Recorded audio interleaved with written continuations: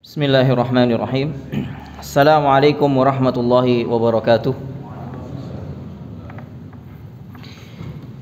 Alhamdulillah nahmaduhu wa nasta'inuhu wa nastaghfiruh.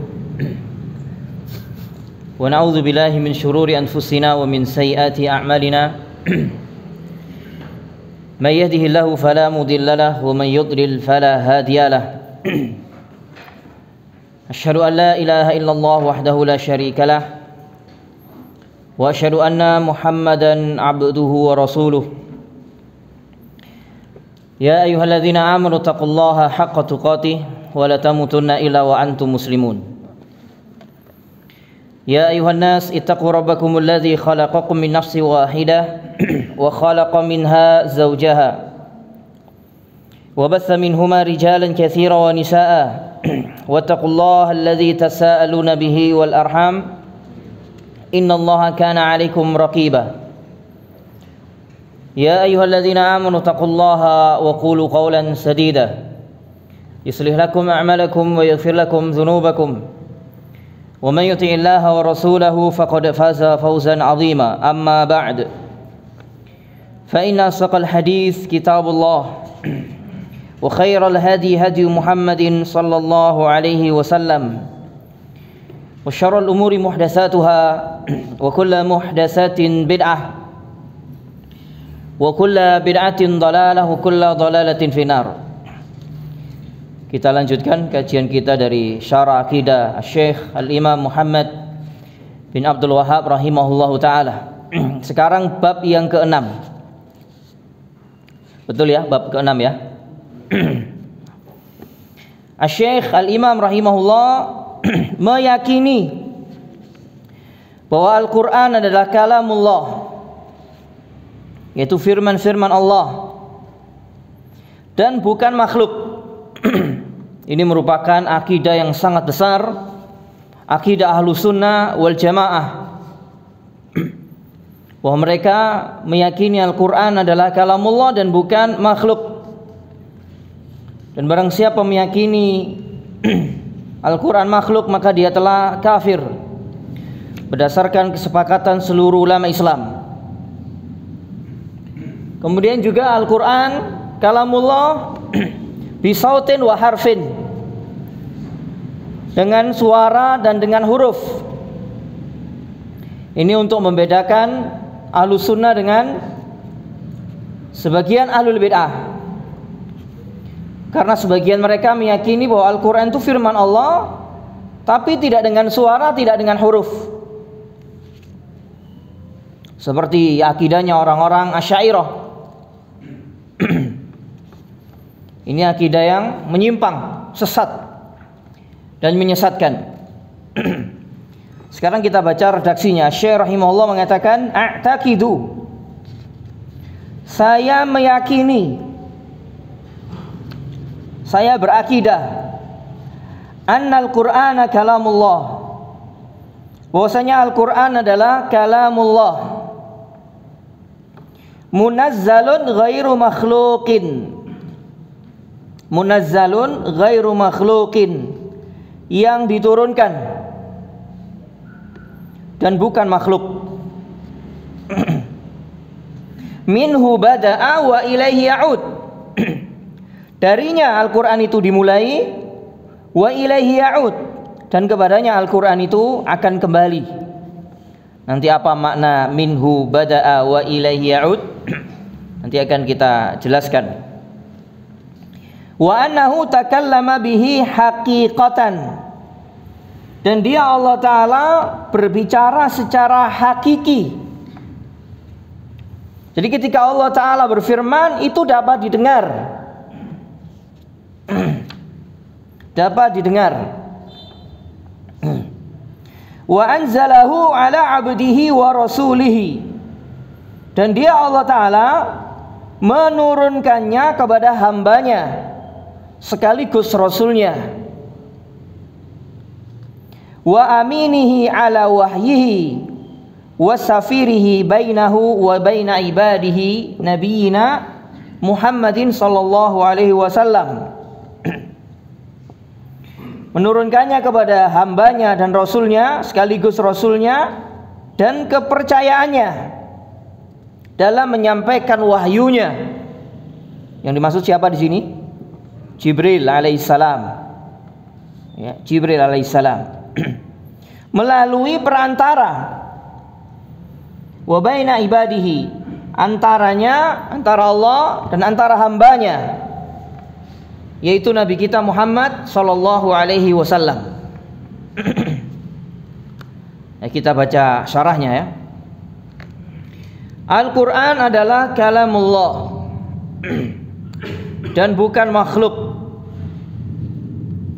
Ini akidah yang sangat besar, yang sangat agung, yang membedakan antara ahlu sunnah dengan ahlul bid'ah.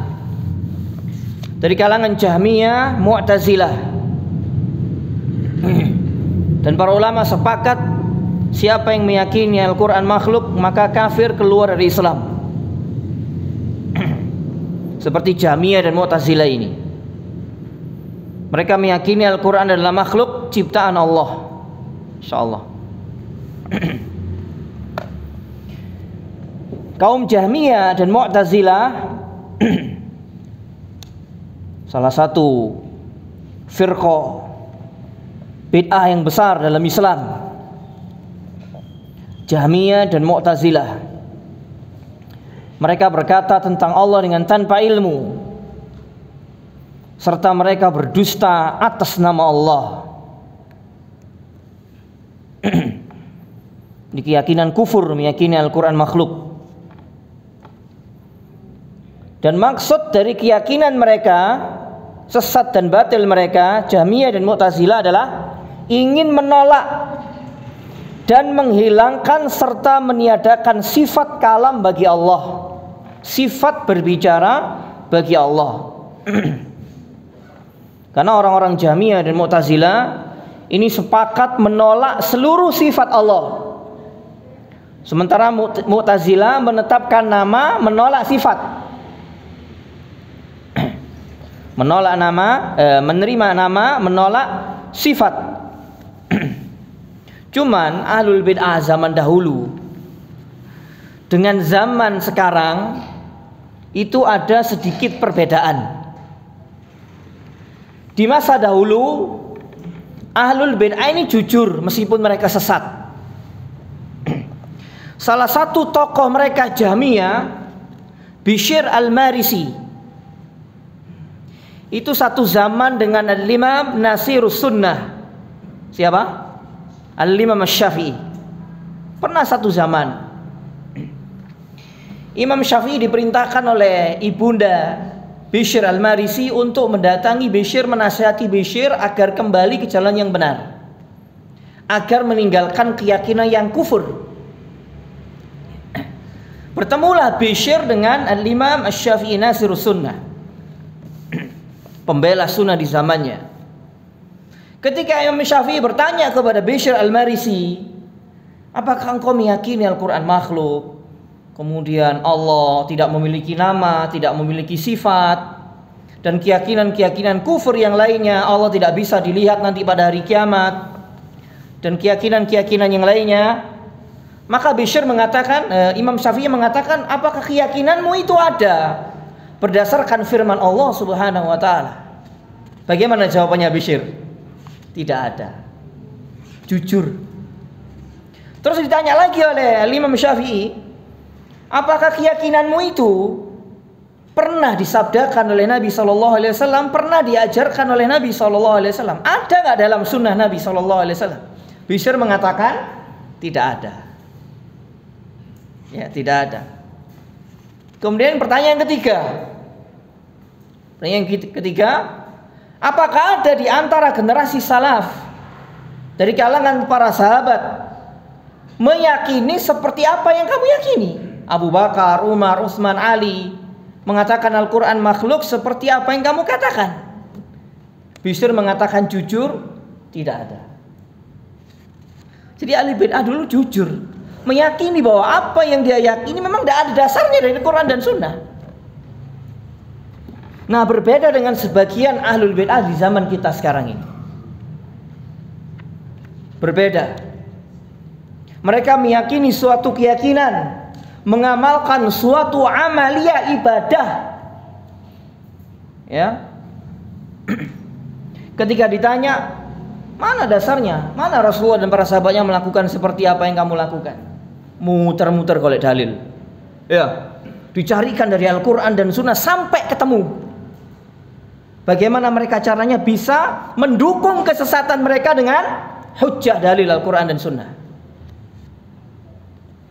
Berbeda dengan ahlul bid'ah zaman dahulu, jujur meyakini bahwa apa yang mereka yakini tidak ada dasarnya dari agama Allah Subhanahu wa ta'ala. Berbeda dengan ahlul bid'ah sekarang. Mereka untuk mendukung, menopang kesesatan mereka, mereka dukung dengan dalil Al-Quran dan Sunnah. Sehingga mereka telah yuharrifunal kalima an mawadhi'ihi. Mereka telah merubah-rubah firman-firman Allah dari tempat-tempatnya. Mereka memahami agama Allah sesuai dengan hawa nafsu mereka. Oleh karena itu sebagian ulama mengatakan tidak ada seorang ahlul bid'ah, hampir tidak ada seorang ahlul bid'ah yang meyakini suatu keyakinan, mengamalkan suatu amaliyah. Ini dikatakan oleh Al-Imam Asy-Syatibi dalam kitabnya Al-I'tisam. Hampir tidak ada, ya, kecuali zaman dulu, Bishr Al-Marisi, Jaham bin Safwan, Ja'ad bin Dirham dan lain-lain. Mereka jujur. Namun sebagian besar umumnya ahlul bid'ah, sebagaimana disebutkan oleh Al-Imam Asy-Syatibi, tidaklah seorang ahlul bid'ah yang meyakini suatu keyakinan, mengamalkan suatu amalia ibadah bid'ah yang tidak ada ajaran dari Islam, melainkan mereka pasti mendukung kesesatannya dengan dalil syar'i. Dengan dalil syar'i. Oleh karena itu ketika mereka berhujjah dengan Al-Quran dan Sunnah untuk mendukung kesesatan mereka, dan tentunya Al-Quran dan Sunnah mereka pahami dengan hawa nafsu mereka, lalu mereka sebarkan kepada orang-orang awam di antara muslimin, sehingga banyak di antara muslimin yang tertipu dengan kebohongan ahlul bid'ah, ya, yang tertipu dengan kebohongan dan kedustaan ahlul bid'ah atas nama agama Allah Subhanahu wa ta'ala. Insyaallah. Oleh karena itu, sampai ada sebuah ungkapan, jauh lebih mudah untuk membohongi orang daripada meyakinkan orang bahwa dia itu telah dibohongi. Jadi nggoroi wong lebih gampang, seperti ahlul bid'ah. Tapi ketika kita mengingatkan awam muslimin yang sudah terbohongi oleh tokoh-tokoh ahlul bid'ah, oleh ahlul bid'ah, itu lebih sulit untuk meyakinkan mereka bahwa mereka dibohongi. Sahih atau tidak ini? Sahih. Bahkan dibela, ya, bahkan dibela. Berarti hakikatnya mereka telah membuat kebohongan dan kedustaan atas nama Allah dan Rasulnya. Untuk mendukung kesesatan, mereka topang dengan Al-Quran dan Sunnah, tapi sesuai dengan hawa nafsu mereka di dalam memahami keduanya. Jadi secara umum seperti itu ahlul bid'ah. Namun ahlul bid'ah zaman dahulu jujur. Insyaallah jujur, mereka mengakui apa adanya. Enggak ada dasar dari Quran dan Sunnah. Itu. Enggak ada dasarnya. Berbeda dengan ahlul bid'ah, lebih khususnya zaman kita sekarang ini, Masya Allah. Bahkan sangat pandai sekali mereka bersilat lidah, ya, berdalil dengan Al-Quran dan Sunnah, bahkan sampai hafal pojok kanan kirinya, ya, baris kepiro hafal, ngerti, gitu. Ya tentunya orang-orang awam muslimin, ya, akan terpesona dengan keadaan yang seperti itu. Wah, ini orang hebat ini, gitu. Terus kemudian dan Allah telah mengkhabarkan dalam Al-Quran, telah mengkhabarkan dalam kitabnya bahwa Al-Quran yang Allah turunkan kepada hambanya sekaligus Rasulnya yang mulia merupakan kalamnya, firman-firmannya, dan bukan makhluk. Tidak seperti keyakinan sesat dan menyesatkan kaum Jahmiyah dan Mu'tazilah. Mereka telah mengingkari sekian banyak nas yang menjelaskan bahwa Al-Quran adalah kalamullah dan bukan makhluk. Dan barang siapa mengingkari satu ayat saja dari Al-Quran, atau bahkan satu kata atau satu huruf saja dari Al-Quran, maka sungguh dia telah kafir. Di antara dalil yang menyebutkan, yang menjelaskan bahwa Al-Quran adalah kalamullah, sebagaimana firman Allah dalam surah At-Taubah, wa in ahadum minal musyrikin astajaraka fa'ajirhu hatta yasma'a kalam Allah. Dan jika seorang di antara orang-orang musyrikin itu meminta perlindungan kepadamu, maka lindungilah dia supaya dia sempat mendengar kalamullah. Yang dimaksud kalamullah di sini sepakat seluruh ahli tafsir dalam kitab-kitab tafsir, yang dimaksud adalah Al-Quran. Ini merupakan dalil nas yang menjelaskan bahwa Al-Quran adalah kalamullah dan bukan makhluk. Kemudian dalam hadis yang sahih dari Jabir bin Abdillah, dia mengatakan Rasulullah SAW biasa menghadapkan dirinya kepada manusia di mauqif, di tempat, suatu tempat untuk berdiri. Lalu beliau SAW mengatakan, ala rajulun yahmiluni ila qaumih. Apakah ada seseorang yang akan membawaku kepada kaumnya? Ini beliau menyampaikan di hadapan manusia. Apakah ada seseorang yang akan membawaku kepada kaumnya? Fa inna Quraisyan qad mana'uni an uballigha kalam Rabbi. Karena sesungguhnya orang-orang Quraisy, maksudnya orang-orang kafir Quraisy, musyrikin Quraisy, telah menghalangi dakwahku supaya aku menyampaikan kalam Rabbku. Maksudnya adalah Al-Quran. Ini juga merupakan dalil dari sabda Nabi SAW bahwa Al-Quran adalah kalamullah dan bukan makhluk. Dan bukan makhluk. Di antara faedah dari hadis ini juga bahwa Nabi SAW ketika mendakwahkan risalah Islam ini mendapatkan pertentangan dari kaumnya sendiri. Di antara sebab pertentangan dakwah Nabi SAW mendapatkan pertentangan dari kaumnya, kaum Quraisy musyrikin, apa sebab terbesarnya? Ada yang tahu? Sebab terbesarnya beliau dihalang-halangi dakwanya, bahkan sampai dimusuhi. Apa kira-kira? Ada yang apa? Tauhid. Ya, jawabannya tauhid. Bahkan tidak hanya beliau SAW, seluruh anbiya wa rusul. Kadzalika ma atal ladzina min qablihim mir rasulin illa qalu sahirun aw majnun. Sahirun aw majnun. Demikianlah tidaklah datang seorang rasul sebelum mereka, sebelum orang-orang musyrik Quraisy itu, orang-orang musyrik terdahulu, kecuali mengatakan kepada para rasul terdahulu, majnun, sahirun au majnun, seorang tukang sihir dan orang gila. Ya, seorang tukang sihir dan orang gila. Seluruh para nabi dan rasul. Ketika Nabi SAW mendapatkan wahyu yang pertama, apa wahyu pertama? Iqra, surat apa ini?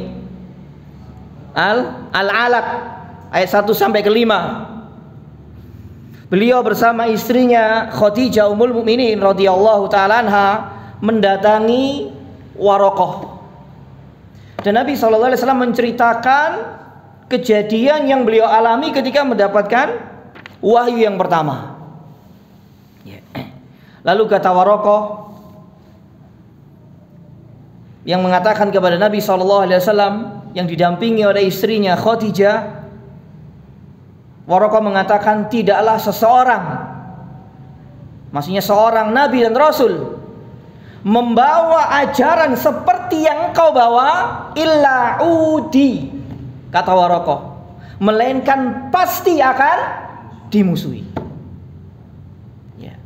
Ini juga pelajaran bagi dai. Kalau membawa ajaran seperti atau mendakwakan agama seperti apa yang didakwakan oleh Nabi SAW, akan ada sebagian orang-orang yang tidak suka dengan dakwah ini akan memusuhinya. Ini sudah sunnatullah gitu loh. Sunnatullah.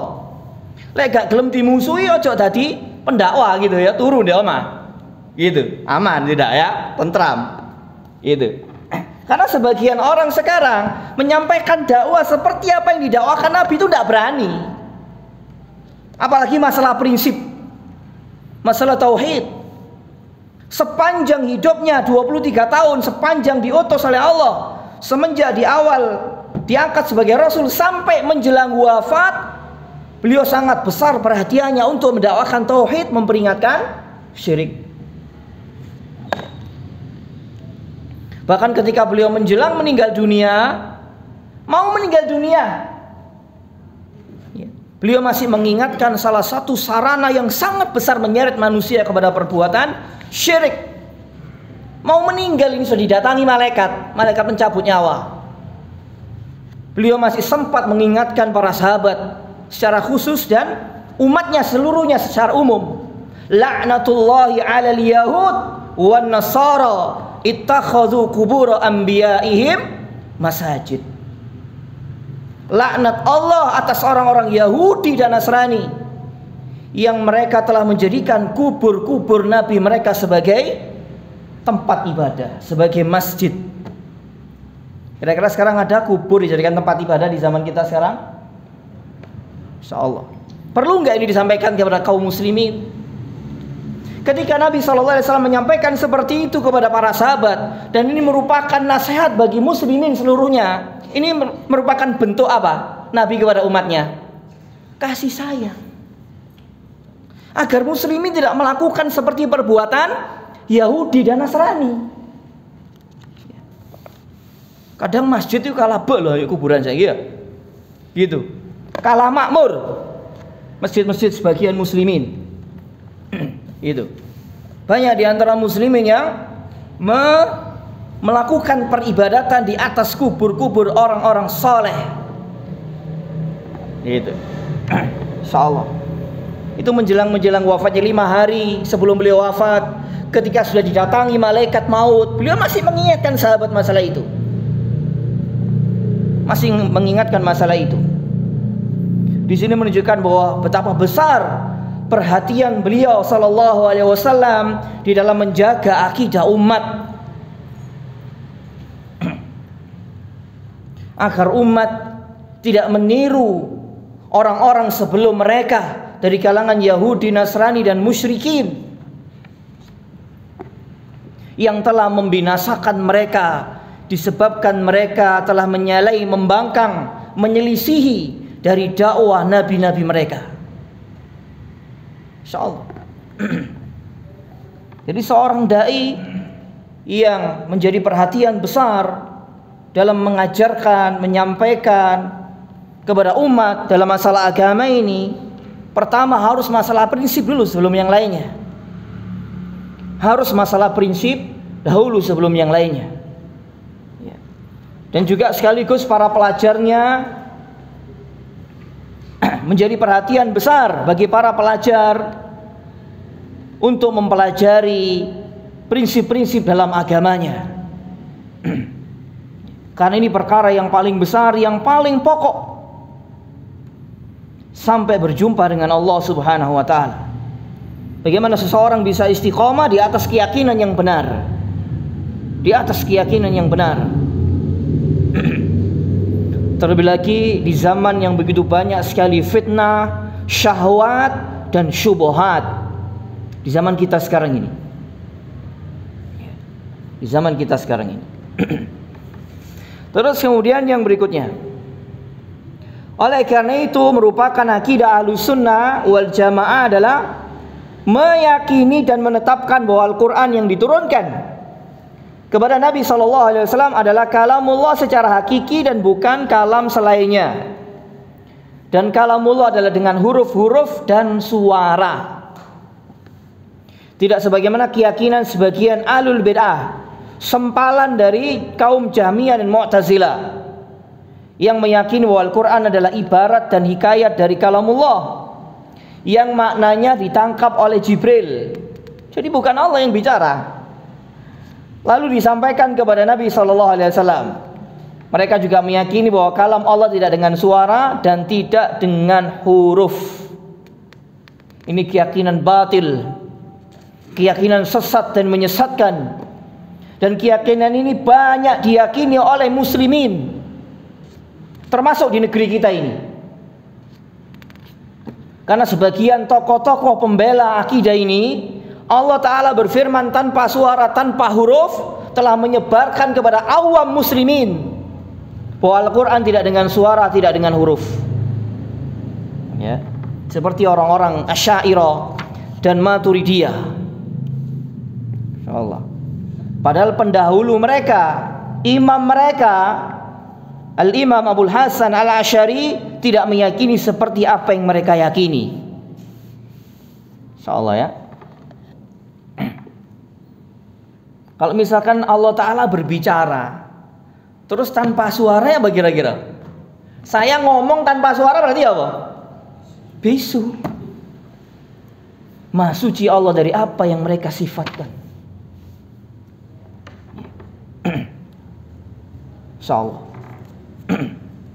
Itu penyimpangan yang sangat besar dalam agama. Ini kita sebutkan beberapa dalil yang menjelaskan bahwa Allah Ta'ala berbicara dan dapat didengar. Wa idh qala Allahu ya Isa bin Maryam, dan ingatlah ketika Allah berfirman, wahai Isa bin Maryam. Ketika Allah menyeru Isa, Isa mendengarkan atau tidak? Mendengarkan. Kemudian wa idh nada rabbuka Musa anitil qaumadh dhalimin, dan ingatlah ketika Rabbmu menyeru Musa.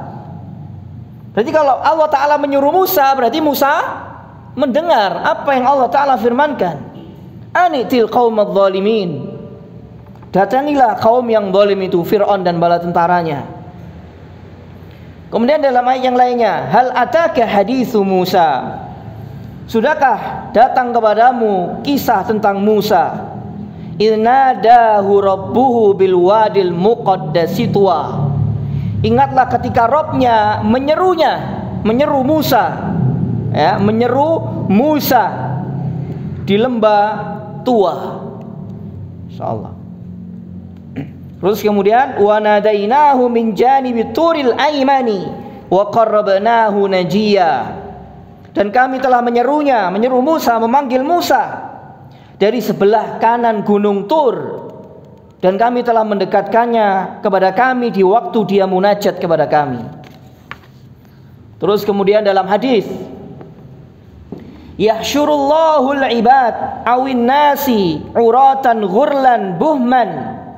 Kata Nabi SAW, Allah akan mengumpulkan para hamba atau manusia dalam keadaan belum dikhitan, dalam keadaan telanjang dan buhman. Lalu sahabat bertanya, apa yang dimaksud dengan buhman wahai Rasulullah?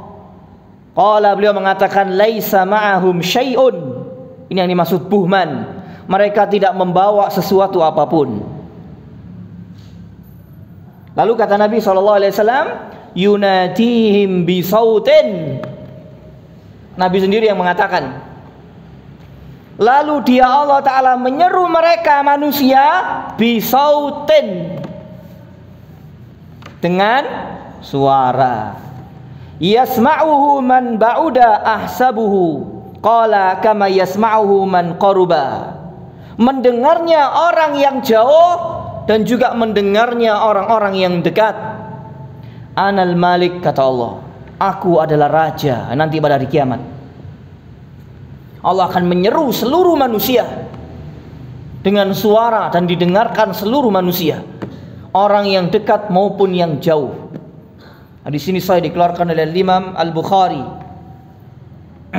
Hadis hasan dalam Al-Adabul Mufrad. Kemudian dalam redaksi yang lain Nabi SAW mengatakan, yaqulullahu azza wa jalla yaumal qiyamah ya Adam. Allah Ta'ala berfirman nanti pada hari kiamat, ya Adam. Jadi ketika memanggil Adam, bagaimana Adam mendengar atau tidak ini? Mendengar. Yaqul, Adam mengatakan. Di sini menunjukkan bahwa Adam mendengar. Allah berfirman dengan suara. Tidaklah didengar melainkan dengan suara. Labbaika rabbana wa sa'daik. Ini kata Adam. Aku penuhi panggilanmu ya Rabb kami. Fayunada bisautin, lalu dia diseru dengan suara. Ya. Ini diingkari sangat keras oleh ahlul bid'ah. Allah Ta'ala berfirman dengan suara dan huruf yang mereka katanya mengikuti Abul Hasan Al-Asy'ari. Al-Imam An-Nawawi rahimahullah ta'ala menulis kutip kecil yang judulnya juz'un, atau satu juz bagian tertentu yang menetapkan isbat kalamillahi bisautin wa harfin. Ini tulisan asli Imam Nawawi menjelang wafatnya. Kan sebagian mereka mengklaim Imam Nawawi ini termasuk Asy'ariyah. Beliau menulis kitab kurang lebih 60 atau 70 halaman. Kecil, tipis kitabnya. Akidah beliau menjelaskan bahwa Allah Ta'ala berfirman dengan suara dan huruf. Al-Imam An-Nawawi rahimahullah ta'ala, yang diklaim oleh orang-orang Asy'ariyah bahwa Imam Nawawi adalah termasuk Asy'ariyah, tidak benar sama sekali. Kalau terpengaruh iya, tapi tidak bisa dikatakan beliau Asy'ariyah. Karena berbeda usul yang pokok antara Asy'ariyah dengan An-Nawawi. Meskipun dalam beberapa atau salah satu usul An-Nawawi menyamai Asy'ariyah. Seperti salah satunya Imam Nawawi mentakwil sifat-sifat Allah.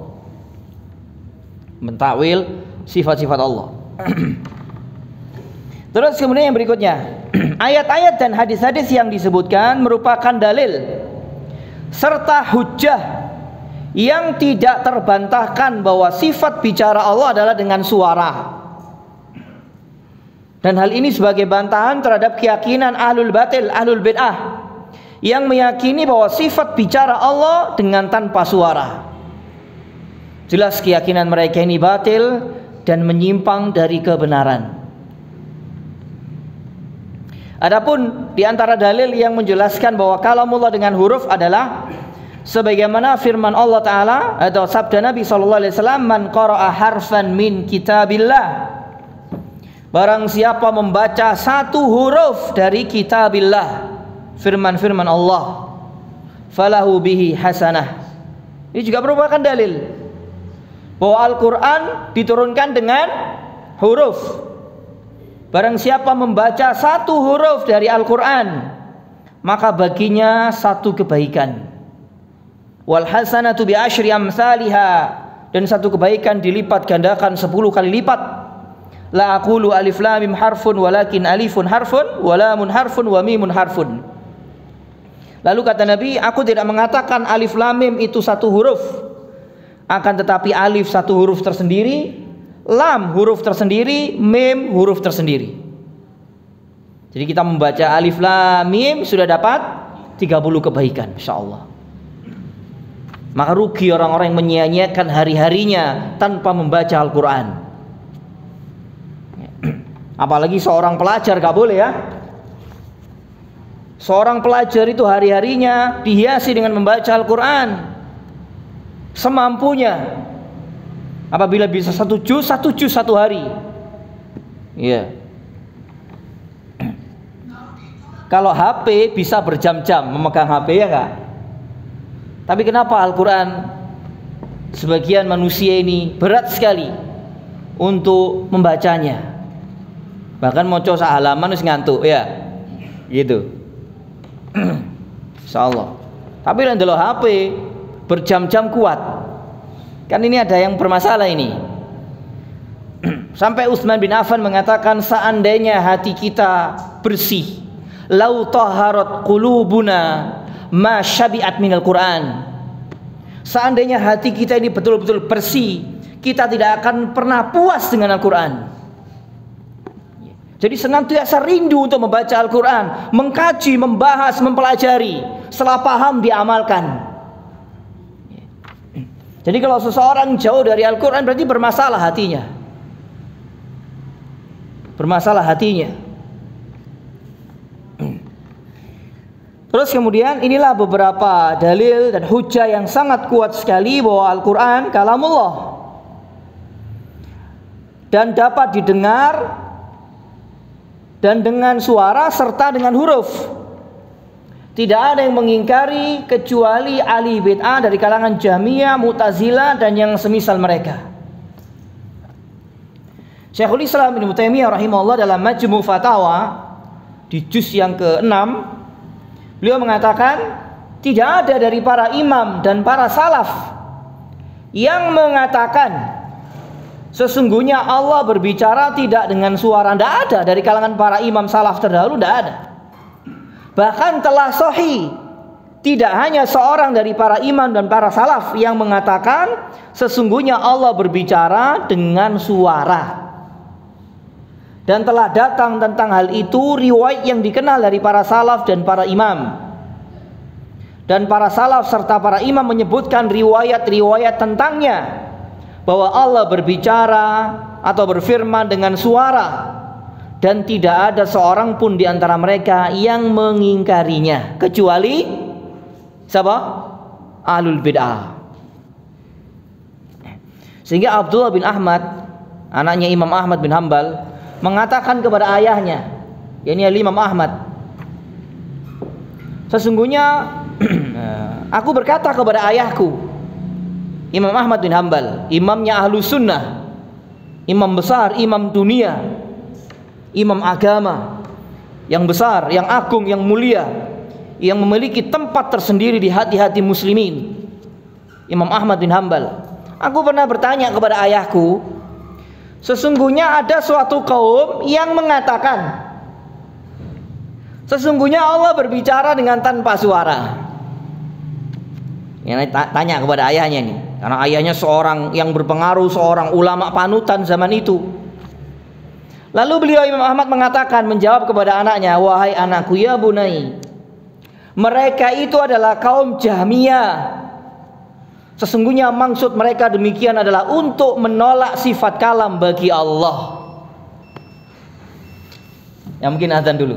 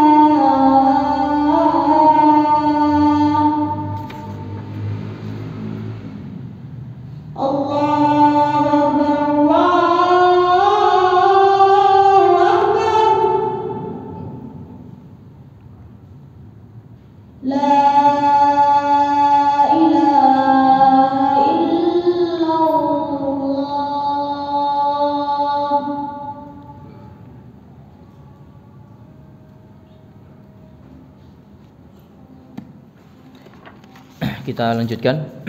Alhamdulillahirabbil alamin. Wassalatu wassalamu ala asyrafil anbiya'i wal mursalin. Nabiyina Muhammadin wa ala alihi wa ashabihi wa man tabi'ahum bi ihsanin ila yaumiddin, amma ba'd.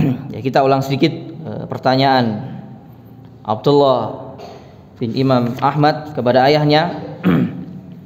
Sesungguhnya ada suatu kaum yang mengatakan sesungguhnya Allah berbicara dengan tanpa suara. Ini diyakini ya oleh sebagian tokoh-tokoh ahlul bidah di negeri kita.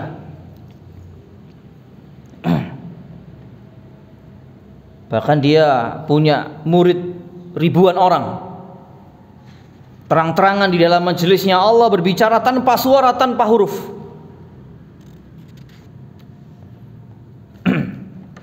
Anaknya Imam Ahmad bertanya kepada ayahnya, ada suatu kaum yang mengatakan bahwa Allah itu berbicara tanpa suara. Lalu kata Imam Ahmad, wahai anakku, mereka itu adalah Jahmiyah. Ini kata Imam Ahmad.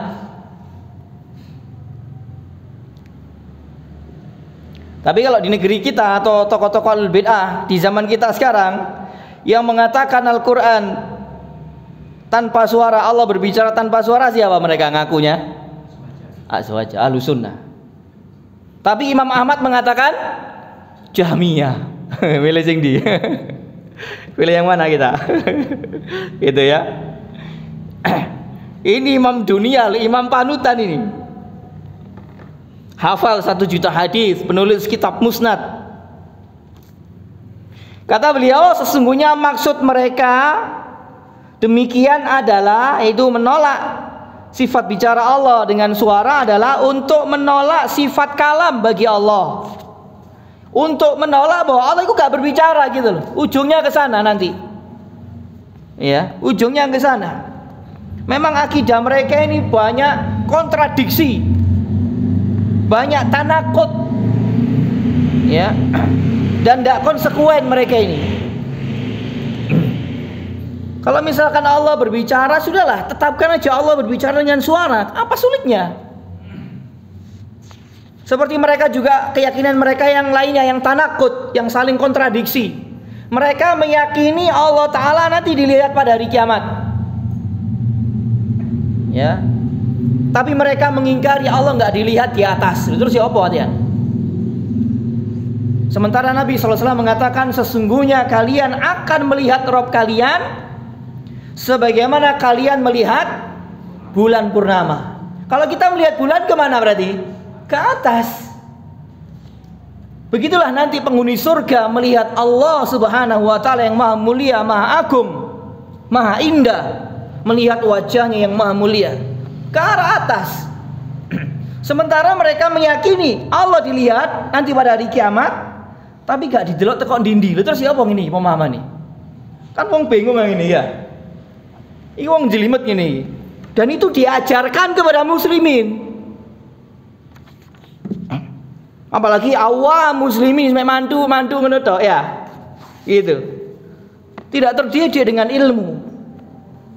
Ya, tidak terdidik dengan ilmu. Oleh karena itu, pengakuan saja tidak cukup, harus ada pembuktian. Apa seseorang mengatakan Ahlus Sunnah ini apa? Saya sudah mengatakan pertemuan yang kemarin bahwa salah satu ciri Ahlus Sunnah itu adalah orang yang sangat besar perhatiannya. Pertama, bagi para da'inya, menyebarkan, mendakwahkan akidah Ahlus Sunnah. Kemudian yang kedua, para pelajarnya begitu besar perhatiannya, perhatian mereka para pelajar Ahlus Sunnah untuk mempelajari akidah Ahlus Sunnah. Beda dengan orang ngaku-ngaku itu. Mana mereka mengajarkan akidah Ahlus Sunnah? Hampir-hampir tidak pernah. Ya, hampir-hampir tidak pernah. Jadi dikatakan Ahlus Sunnah adalah orang yang sangat besar perhatiannya dengan akidah Ahlus Sunnah, kemudian mereka meyakininya, berpegang teguh dengannya, dan mereka beragama, berpegang teguh dengan sunnah Nabi SAW. Itu dikatakan sunnah. Tidak hanya sebatas pengakuan. Kalau hanya sebatas pengakuan, tapi tidak sesuai dengan kenyataan, itu meniru jalannya Yahudi dan Nasrani.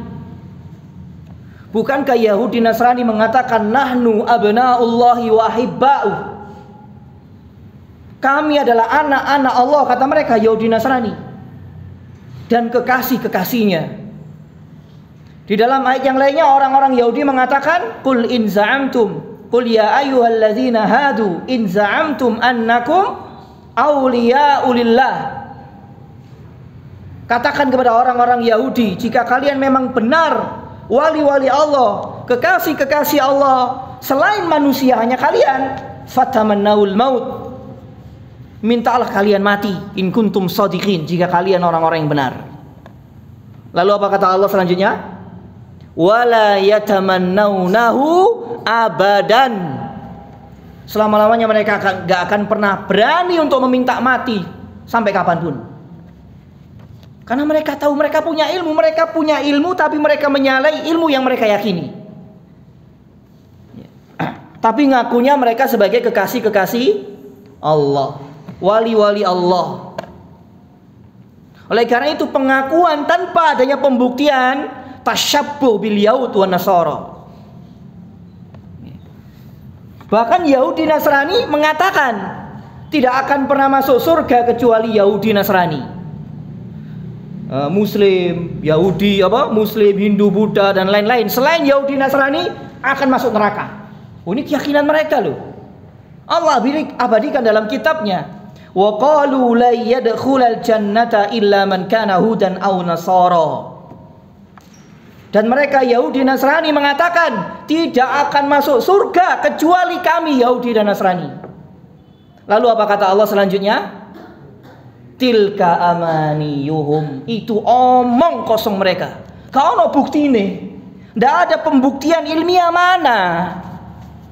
Sama dengan orang-orang ngaku ahlus sunnah, mana buktinya? Bagaimana akidahmu seperti apa?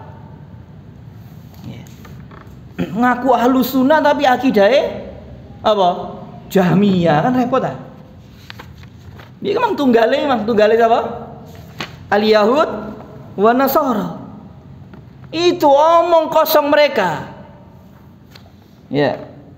Ini merupakan salah satu ayat dalil yang menjelaskan bahwa barang siapa yang membuat satu pernyataan, menyatakan satu pernyataan, satu statement, wajib baginya mendatangkan bukti.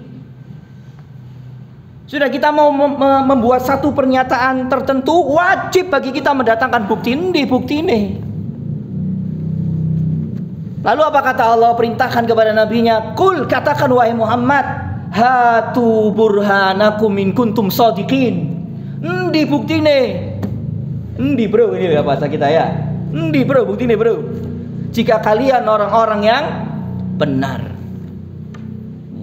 Itu semua adalah kebohongan, kedustaan orang-orang Yahudi, hanya klaim tanpa ada bukti.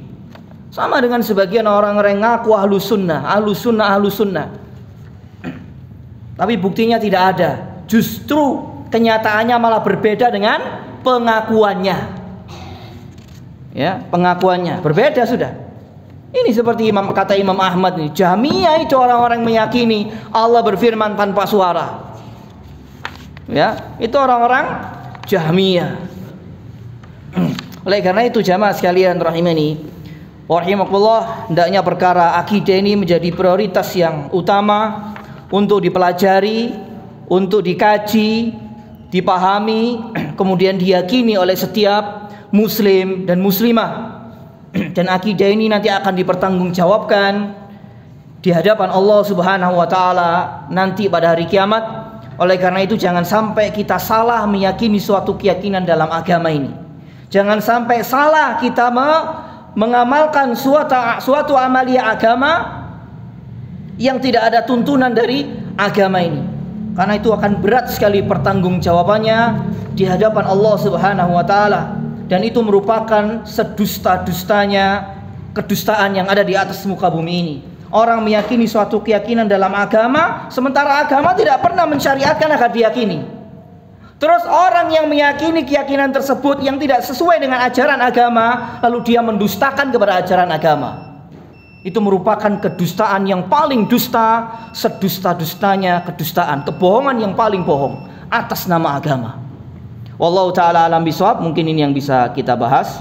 Semoga bermanfaat, menambah iman, menambah ilmu, dan semoga Allah menjadikan kita semua istiqamah di atas Islam, di atas sunnah, di atas manhaj yang hak sampai Allah Subhanahu wa taala mewafatkan kita masing-masing. Kurang lebihnya mohon maaf. Aku qouli hadza wa astaghfirullah li wa lakum. Kita akhiri dengan doa kafaratul majlis. Subhanakallahumma wa bihamdika asyhadu an la ilaha illa anta astaghfiruka wa atubu ilaik. Assalamualaikum warahmatullahi wabarakatuh.